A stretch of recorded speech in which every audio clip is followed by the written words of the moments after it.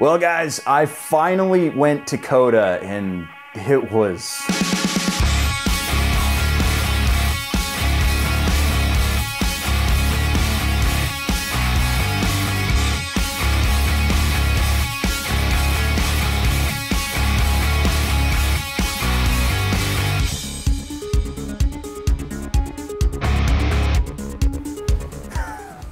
This was a ton of fun.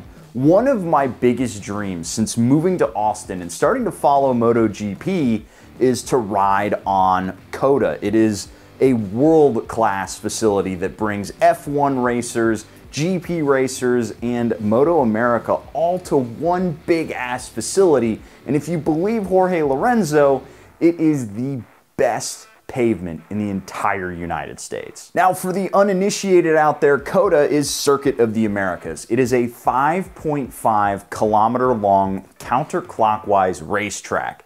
That's 3.4 miles in normal units. It has a 1 kilometer long back straight that leads directly into a 90+ degree left-hand turn, and it is literally designed to challenge the best of the best. And I'm not even the best of the worst, so I was gonna need some help. That's where RideSmart comes in. They're not just some track day organization, they're a Texas-based riding school that runs events throughout the season at a bunch of different tracks, and they cover everything from track day basics for first-timers to learning GP qualifying lines at COTA so that you can ride like a GP guy, though admittedly much, much slower. The folks at Family Power Sports here in Austin and RideSmart invited me out to COTA to go through their school and see what it was all about, so you can consider this a sponsored video, but all the thoughts and opinions are mine. Now, I have to issue an apology here. The folks at RideSmart and Family Power Sports have been patiently waiting for this video since Thanksgiving 2023. But better late than never, and RideSmart is currently starting their 2024 season. If you're looking to get into track day riding this year, there is nothing better to get over those nerves and jitters of your first time than actually riding with instructors. I've actually already signed up for their March 30th COTA day, and you'll find all the information down below for their entire 2024 season. I highly recommend checking them out. Since this was my first time at COTA and only my third or fourth time on a racetrack, I got placed in the novice group, which made sense, and I did their Learning COTA course, which is a day-long class that goes corner by corner, teaching you how to connect each sector to follow the fastest line around the racetrack. And spoiler alert, I got so comfortable with the track that I actually got promoted into their intermediate group after one day, but I'm getting ahead of myself. For this track day, I decided I was going to take the 800 NK from CF Moto because I really wanted to test this bike where there weren't any speed limits. Originally, the plan was to take the bike out with no adjustments made for a few sessions and then get the suspension tuned and go back out. But I decided if I was really going to actually learn the racetrack, I shouldn't be also learning the motorcycle at the same time. So I took the bike over to Roger at On-Road Off-Road, who's a track day regular, and you'll see him in all of these RideSmart events because he will tune your suspension for 50 bucks if you bring some cash, or $60 if you use one of the cash apps. And he set up the bike as best as he could for me for that day. We're going to talk about this more specifically later, but at about 250 pounds in my race suit, we were pushing the limits of what this stock suspension could do, so we got as best as we could in the ballpark of this bike so that I could go out and have some fun on it. I'm gonna let Day of Spite take it from here for some color commentary. Okay folks, we just got back from the first round robin, the first session, which was all round robin stuff. Nothing to report yet, other than it was fun. They did a really good job of marking where you need to be for tip in, where the apexes are, so I caught a lot of the tape, even when I was a little bit far from the instructor. So I don't know what's next, but gotta go back up to the classroom and get my learn on.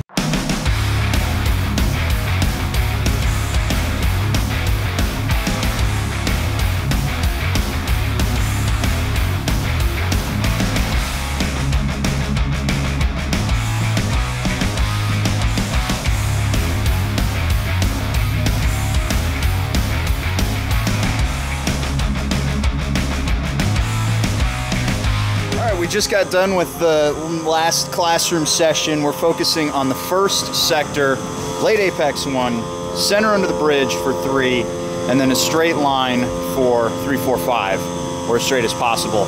There was a lot of talk about speed and stuff and gears and so forth, but let me show you my secret weapon when it comes to that.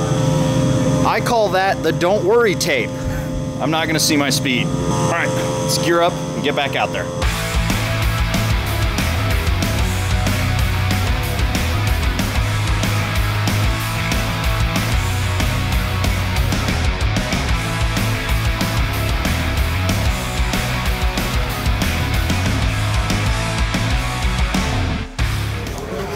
Well guys, session 2 in the books. We did do a little bit better this time. I followed an instructor for one good full lap, and I really started to feel more confident with the lines. The X's on the ground really help, but they're just sort of like an approximation.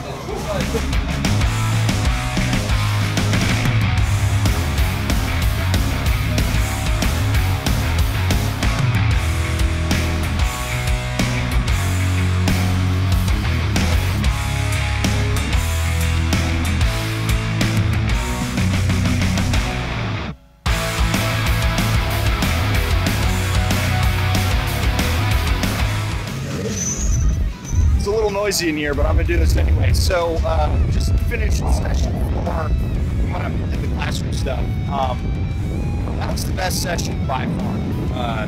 It felt awesome. Everything was really starting to click. The bike was feeling great. This is such a great thing that can go from the street to the track. It's easy to ride. It's a ton of fun. I'm sure the wind is ruining this take, but I'm gonna gear up and do number 5. Apparently they said they were gonna evaluate me. I don't know what that means, but we're gonna go have some fun.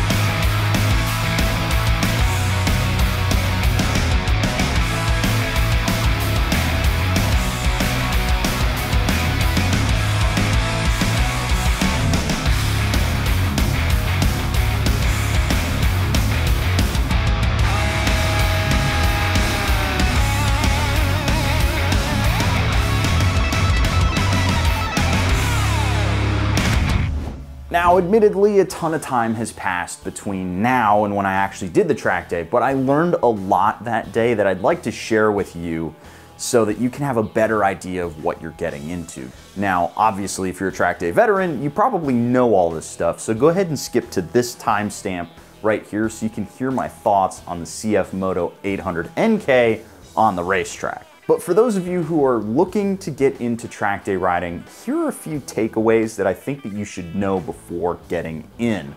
And the first one is, just do it! If you're avoiding doing a track day because you don't have a special track day bike and you're worried about crashing your one and only motorcycle, don't be. I'm here to tell you right now that the reality is, you're not going to be going fast enough to encounter the limits of what your equipment can do. I know for a fact that the 800 NK has way more to offer me as a rider than I was able to extract out of it in my first day at COTA. The only thing you need to worry about with your motorcycle is making sure that it is well maintained and that your tires have some life left in them. The next thing I see people talk about as a roadblock to actually going to a racetrack is the idea of buying a $1,000 race suit. That's a big investment, but I would honestly say you don't need to make it. I bought myself this $1,000 Alpinestars suit. Actually, I think it was closer to like $1,200 when all was said and done. I've actually only worn this thing like 3 or 4 times in the 3 or 4 years that I've owned it. You do not need to run out and make this investment if you're trying to get into track day riding. The reality is most organizations will have suits for you to rent. The only other things you need are a pair of gauntlet-style motorcycle gloves that cover the cuff of your suit, a full-face motorcycle helmet, and some shin-height motorcycle boots. Stuff that most people probably already have. That and a bunch of water. I mean, like, a ton of water. You might as well just bring a cooler and fill it with nothing but water bottles and Gatorade. You're gonna need that too. The last thing people tend to balk at is the price. People talk about how expensive track riding is and scares people away. Now, while I was brought out to this event and I didn't have to pay for it, I did end up paying $550 for an upcoming track day with RideSmart. That includes the classroom portion and a day of riding at the best facility in the United States. Again, I'm quoting Jorge Lorenzo here. That's less than a slip-on exhaust and way more beneficial for your riding. The only time I really see track day riding as getting super prohibitively expensive is when you're paying for memberships and traveling to tracks constantly. Going to COTA a few times a year to learn from Moto America riders and have fun for $550 is actually kind of a steal in my opinion. Other track day schools are way more expensive. Now it's time to talk about the CF Moto 800 NK. Was this thing a flaming hunk of garbage? No, of course not. Is it ready to race? No, of course not.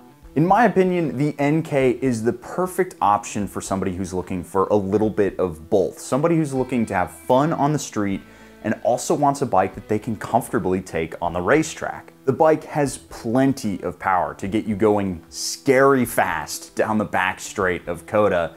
Around a corner, the suspension and the geometry is really confidence inspiring and stable, and the brakes never left me wanting more. For $8,400, you can do so much worse than the 800 NK. You could get an MT-07, for example. But in my estimation, this bike has 4 key flaws that you'll need to overcome if you really want to get the most out of it on a track day. The first and foremost is the suspension. Despite Roger's best efforts, we were still sitting at about half of the travel used in the static load, which means that I was working with a lot less suspension travel than I might otherwise have. So if you are, I'm gonna say north of 200 pounds, you're probably going to need a spring for the rear shocks so that you can have the bike sitting with a higher ride height. That'll make a big difference long term. Do you need it? Maybe not, but if you want to get the most out of it, you probably need to invest in that shock. Second thing, the tires on this bike are rough out of the gate. They're Maxxis Sport Max with 2X STs. I've never heard of this tire before in my entire life, and I have to say that they are rock hard. We're talking Dwayne "The Rock" Johnson hard. There were way more than a handful of times where I was coming around a corner and I would feel that tire start slipping and sliding out from under me. And that is really disconcerting, especially if you're new to riding on a racetrack and you're not used to that feeling of a tire starting to slip. Not to mention, considering this bike has 60 foot-pounds of torque, you are going to find the limits of these tires way faster. If this were my bike, I would spend the money on S21s right out of the gate. That's a great budget option for somebody who's looking for better street performance and good track performance. You're not going to find the limit of that tire anytime soon. You need to be going really fast to find the problems. Third, this one's kind of weird, the foot pegs. The foot pegs are very obviously designed for street riding, which is fine. They have these big rubber inserts that are not removable that eat out a lot of the vibrations. That's really awesome, especially if you're doing a lot of long distance riding on the highway and you don't want that buzzy parallel twin vibe setting your foot asleep. Unfortunately, when you get it on a racetrack, you don't have any purchase on those foot pegs. A set of knurled metal foot pegs are a must for this motorcycle if you want to take it on the racetrack. You can get decent ones for like 50 or 60 bucks, but I'd like to see CF Moto just offer them on the motorcycle. Something with a removable rubber insert like an adventure bike would be great, so that you can actually ride it on a racetrack without having to swap the foot pegs out. And then you can put it right back on the street by popping the inserts back in. The fourth issue is one that you might solve by having the suspension set up correctly, but KTM has inherently unstable motorcycles. Because they're so light, they're so torquey, and they're designed to tip in so aggressively, KTM usually uses steering stabilizers to overcome some inherent wobbliness at high speed. The CF Moto, unfortunately, does not come with that steering stabilizer from the factory.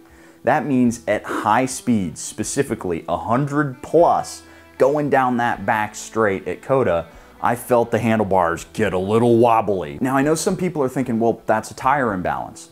It's not. I actually tested this at about 45 mile an hour. You roll off, let your hands go from the handlebars. If there's a tire imbalance, the handlebars will slap side to side like crazy. This was not a tire imbalance.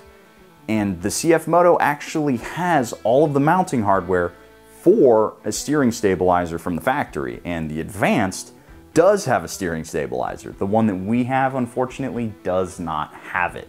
My guess is that they left it off the bike on purpose to keep the price down. However, when you're trying to extract everything the bike has, you really wish it had it. Now, I've been deliberately talking about the flaws here because I wanted to give the folks at CF Moto some feedback if they wanted to make improvements for this motorcycle.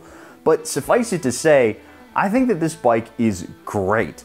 And right out of the gate, with the instructor's help at RideSmart, I was able to ride the NK fast enough that I actually got promoted out of novice, and now I'm in the intermediate group. And like I alluded to before, you have to consider the other options in the category. The MT-07 starts at $8,200 with less tech, less power, and way worse suspension. The Honda CB650R is $1,000 more expensive, again with less tech and non-adjustable suspension. The GSX-8S is the closest of the big four, but it's more expensive, makes less power, and personally, I think it's way uglier. And for those wondering, the KTM that the CF Moto is based on costs $9,200. Personally, I can't think of a better bike for the price if you're looking for a do-it-all motorcycle. And guys, that is where I'm gonna wrap this video up. A huge shout out to the folks at Family Power Sports and RideSmart for bringing me out to COTA, and an even bigger shout out to the folks at CF Moto for letting me take a brand new motorcycle out on a racetrack. That's not something every manufacturer is gonna let you do.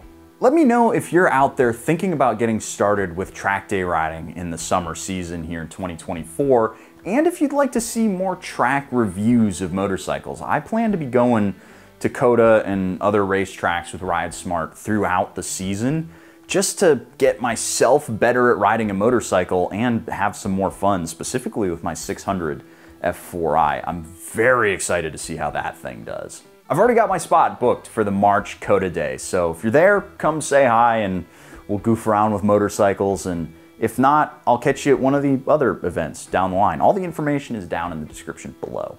And with that, guys, I'll catch you in the next one. See you later.